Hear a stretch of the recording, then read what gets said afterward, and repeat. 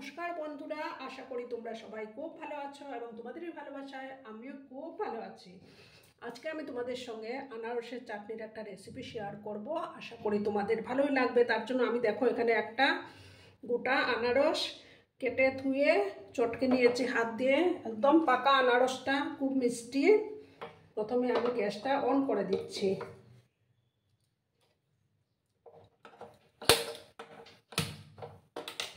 একটা ছোট কড়াই আমি বসিয়ে দিলাম।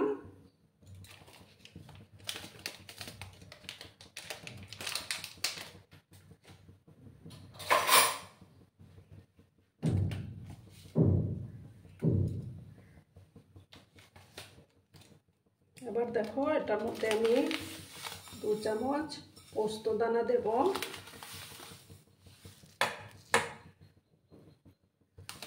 দিয়ে এটাকে হালকা ড্রাই রোস্ট করে নেব।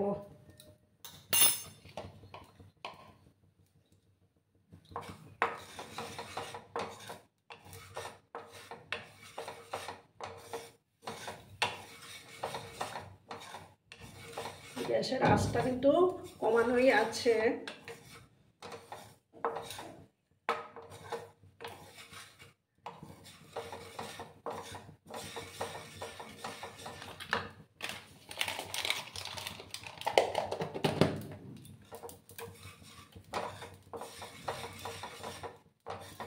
এইভাবে হালকা ড্রাই রোস্ট করলে পরে খুব সুন্দর একটা ফ্লেভার বেরোয়।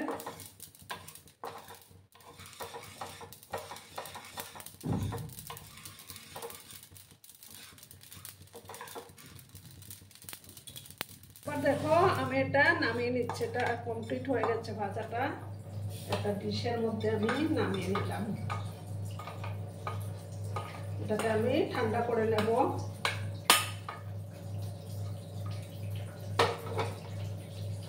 ঠান্ডা করে এটাকে মিক্সিতে বেটে নেব আমি। এবার আমি কড়ার মধ্যে তেল দিচ্ছি।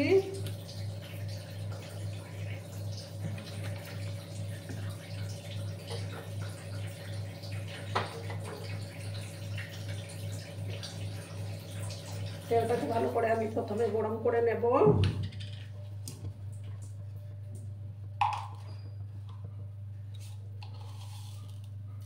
কালো সর্ষে দিলাম।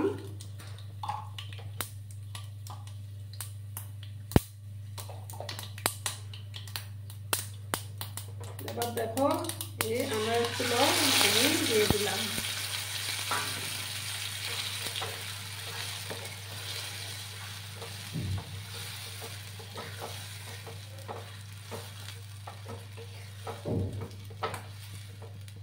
এবার এই যে আনারসের জলটা আছে না, সেটা শুকিয়ে নিতে হবে।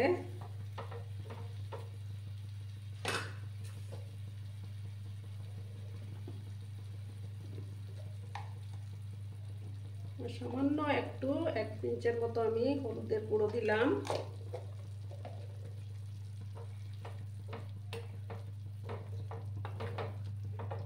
দিয়ে সম্পূর্ণ জলটাকে কিন্তু শুকিয়ে নিতে হবে।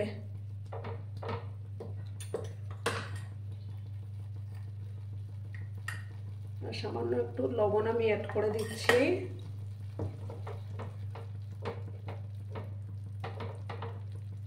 ততক্ষণে আমার জলটা শুকোতে থাক, আমি এই যে পোস্ত দানাগুলো বেটে নেব। তোমরা কিন্তু বন্ধুরা ভিডিওটা একদম স্কিপ করো না। এই যে পোস্ত দানাটা আমার গ্রাইন্ড করা হয়ে গেছে। দেখো আর জলটাও শুকিয়ে আসছে আমার। এবার আমি চিনি দিয়ে দেব।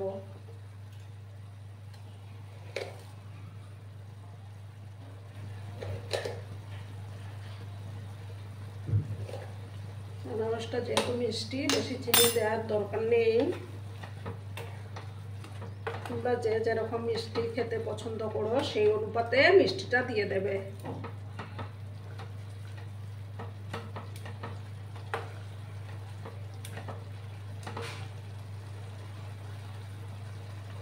এবার দেখো আমি কিছুটা কাজু বাদাম আর কিশমিশ ভিজিয়ে রেখেছিলাম, সেগুলো এবার দিয়ে দিলাম।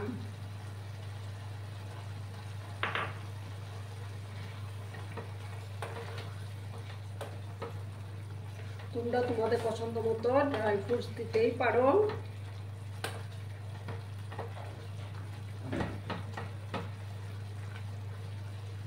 এরকম বানিয়ে দেখবে, খেতে কিন্তু দারুণ লাগে।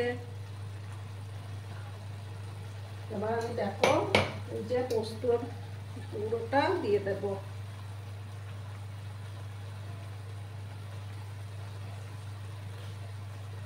একটা দারুণ সুন্দর ফ্লেভার বেরোয়।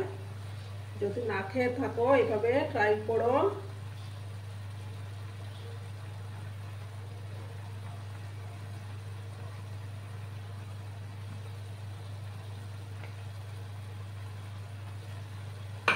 ভালো করে মিক্স করে নিচ্ছি।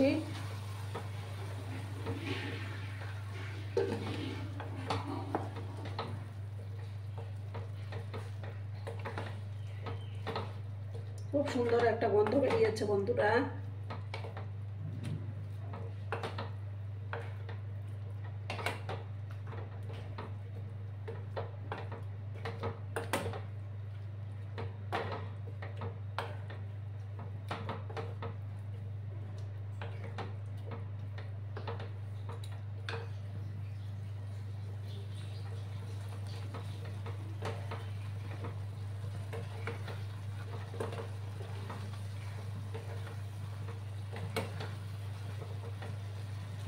আর একটু সময় আমি এটাকে জাল করে নেব, তারপর আমি নামিয়ে নেব। তোমরা অবশ্যই বাড়িতে ট্রাই করো বন্ধুরা।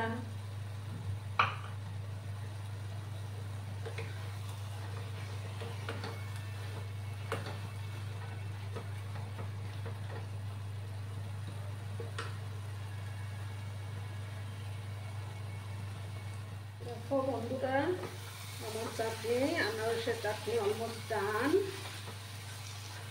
এবার আমি গ্যাসটা অফ করে দিচ্ছি। অফ করে তারপর আমি সার্ভ করব। বন্ধুরা আমি সার্ভ করে দিয়েছি। কেমন হয়েছে অবশ্যই কমেন্ট করে বলো কিন্তু তোমরা। তোমাদের এই কমেন্টগুলো পড়তে আমার কিন্তু দারুণ লাগে। আর এতক্ষণ ধরে আমার ভিডিওটার সাথেও পাশে থেকে আমাকে এতটা ভালোবাসা দেওয়ার জন্য তোমাদেরকে আবারও জানাই অনেক অনেক ভালোবাসা এবং অনেক অনেক ধন্যবাদ।